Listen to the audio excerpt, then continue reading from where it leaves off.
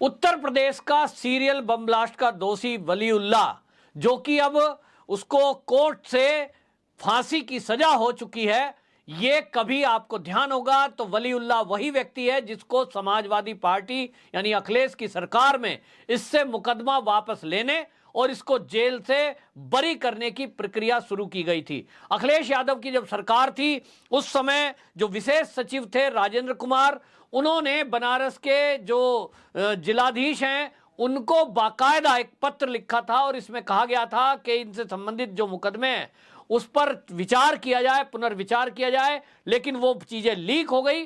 और जब सरकार का कड़ा विरोध भारतीय जनता पार्टी ने इस फैसले का किया तो अखिलेश यादव को ये ठंडे बस्ते में डालना पड़ा।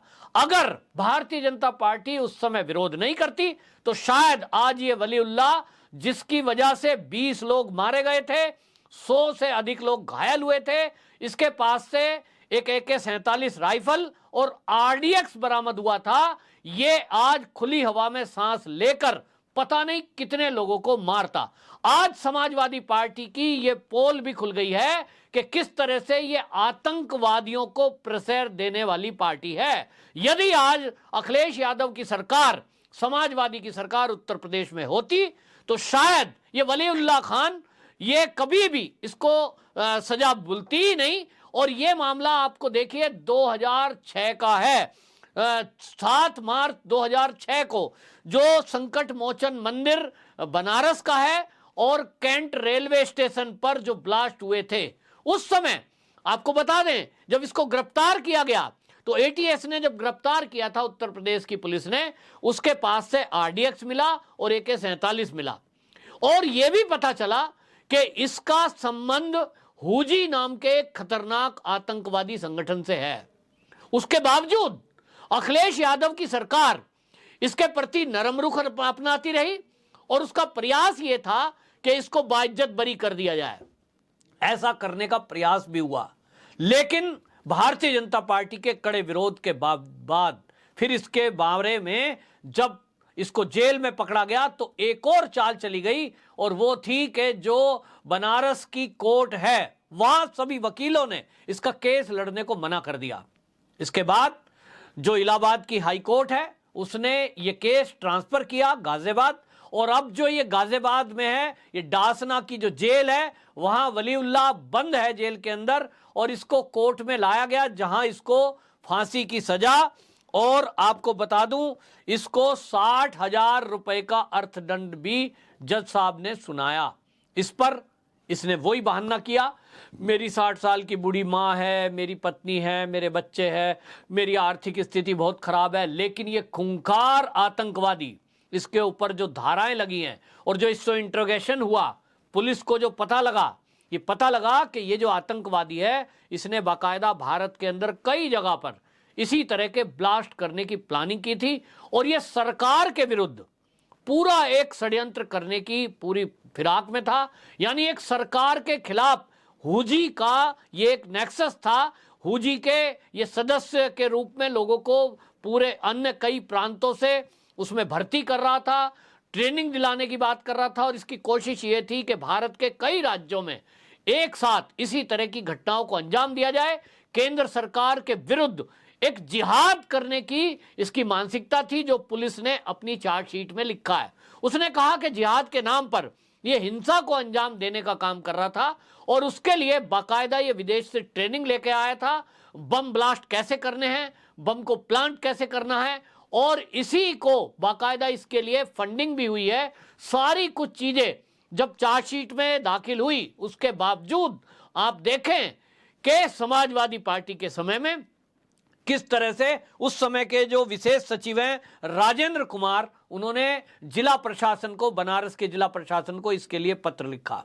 ये कितनी शर्मनाक और खतरनाक बात है कि एक आतंकवादी जिसके मंसूबे पूरे देश में ब्लास्ट करके हजारों लोगों को मौत के घाट उतारना हो, जिसके मंसूबे इस देश में आतंकवाद को बढ़ावा देना हो, जिसके मंसूबे सरकार के विरुद्ध एक खुला विद्रोह करने का, षड्यंत्र करने का एक इरादा हो, ऐसे व्यक्ति से मुकदमे वापस लेना, ये तो सौभाग्य है हमारा कि आज के समय में केंद्र के अंदर भारतीय जनता पार्टी की सरकार है और उत्तर प्रदेश में भी भारतीय जनता पार्टी और योगी जी की सरकार है।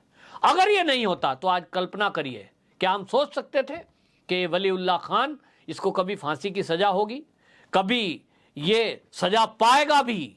ये बिल्कुल कल्पना से परे है। और इस तरह से समाजवादी की सरकार में हमने देखा कि किस तरह से अपराधी, गुंडे, मवाली, माफिया ये पलते थे।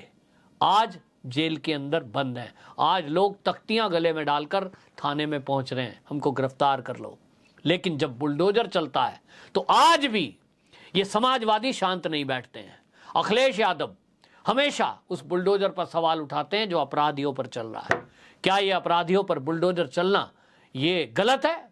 जनता से पूछिए तो जनता कहेगी वाकई में योगी सरकार 2017 के बाद से, जब से उत्तर प्रदेश में आए हैं, योगी जी जब से मुख्यमंत्री बने हैं, तब से जिस तरह से ये बुलडोजर कार्रवाई हुई है, इसके खौफ से, और ये खाली बुलडोजर कार्रवाई नहीं, पुलिस के जरिए जो कार्रवाई होती है, त्वरित कार्रवाई होती है, कोई घटना हुई उस पर पुलिस संज्ञान ले रही है।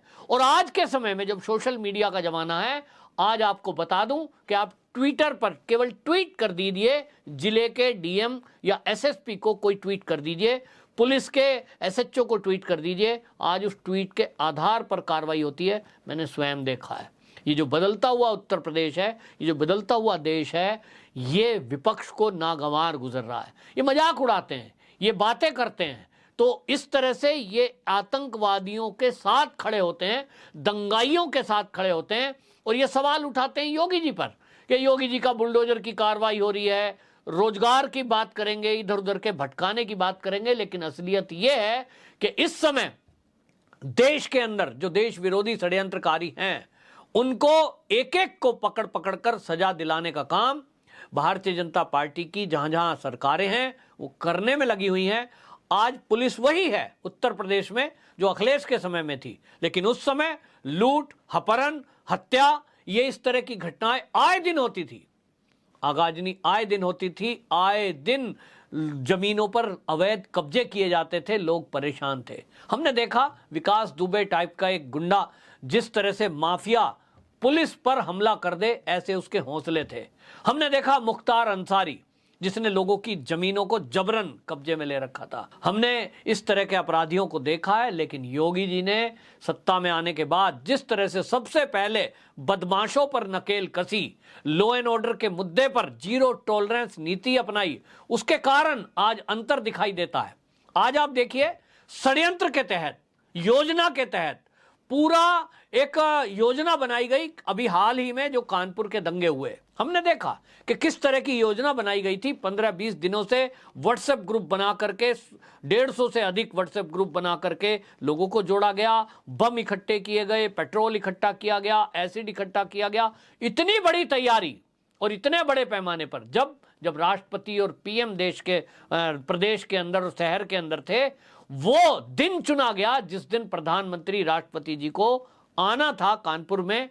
लेकिन जिन लोगों ने ये सोचा था कि पूरी फोर्स का जो मूवमेंट है वो उधर डाइवर्ट होगा, इधर तुम दंगा करने में कामयाब हो जाओगे, उनके मंसूबों पर पानी फिर गया। क्योंकि अब ये योगी की पुलिस है, ये बदली हुई पुलिस है और पुलिसकर्मी वही हैं। लेकिन आज उनको पता है कि हमारा जो मुख्यमंत्री है वो इस समय ना ये बिल्कुल जीरो टॉलरेंस नीति के तहत चल रहे हैं, और जो मुख्यमंत्री हैं उनकी एक ही इच्छा है। जो उत्तर प्रदेश के मुख्यमंत्री हैं उनको ना तो ट्रांसफर, ना पोस्टिंग, ना इधर उधर के घपले घोटालों से कोई मतलब है, ना भ्रष्टाचार से कोई मतलब है। हर जगह जीरो टॉलरेंस चल रहा है और अपराधियों के विरुद्ध खास तौर पर अभियान चलाया जा रहा है कि उनको एक एक को पकड़कर सजा दिलाई जाए, और पुलिस को इसके लिए फ्री हैंड दिया गया है। आज के समय में कोई ऐसा नहीं है कि मुख्यमंत्री का फोन जाएगा और कोई नेता फोन करेगा कि इसके पास AK-47 दिखाई तो तुमको सस्पेंड कर दिया जाएगा।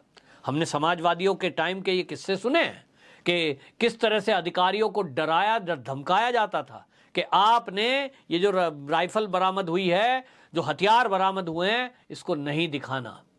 मुलायम सिंह के समय में इस तरह से अधिकारियों को धमकाया गया था। लेकिन आज के समय में मुख्यमंत्री योगी आदित्यनाथ अपने पुलिस, अपने प्रशासन के बिल्कुल मजबूती के साथ पीछे नहीं, मैं कहूंगा आगे खड़े हैं। उन्होंने अधिकारियों को कह रखा है कि आप खुलकर अपराध और अपराधियों के खिलाफ कार्रवाई करिए।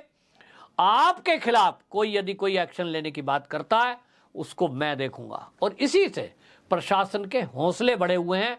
आज उत्तर प्रदेश में जो उत्तर प्रदेश को दहलाने का विचार कर रहे थे उन सब को उठाकर जेल में डाल दिया गया है। और आगे भी इसी तरह की कार्रवाई होगी जो एक उदाहरण बनेगी कि उत्तर प्रदेश में यदि किसी ने दंगा करने की कोशिश की तो उसका असर क्या होगा। फिलहाल ये वलीउल्लाह को जो फांसी की सजा और अर्थदंड गाजियाबाद की कोर्ट से हुआ है, इससे जो जिनके परिवार के लोग मरे थे उनका कहना है कि हमें विश्वास था योगी जी के रहते जरूर ये फैसला हो पाएगा। अब देखना होगा कि आगे की कार्रवाई क्या होती है।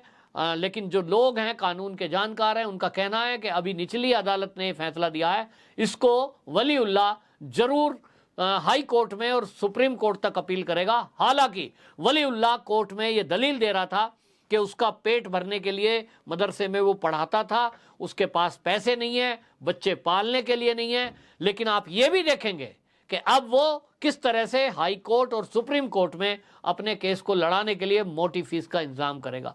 ये हमारे देश में देखा जाता है। लेकिन अब ऐसे लोगों को एक्सपोज करने का भी समय है जो ऐसे आतंकवादी और कट्टरपंथियों के पीछे खड़े होकर उनको सपोर्ट करते हैं। जिस तरह से बनारस की कोर्ट के वकीलों ने केस को ही लड़ने को मना कर दिया था, ये दिखाता है कि किस तरह से न्यायपालिका में भी ऐसे आतंकवादियों से भय है।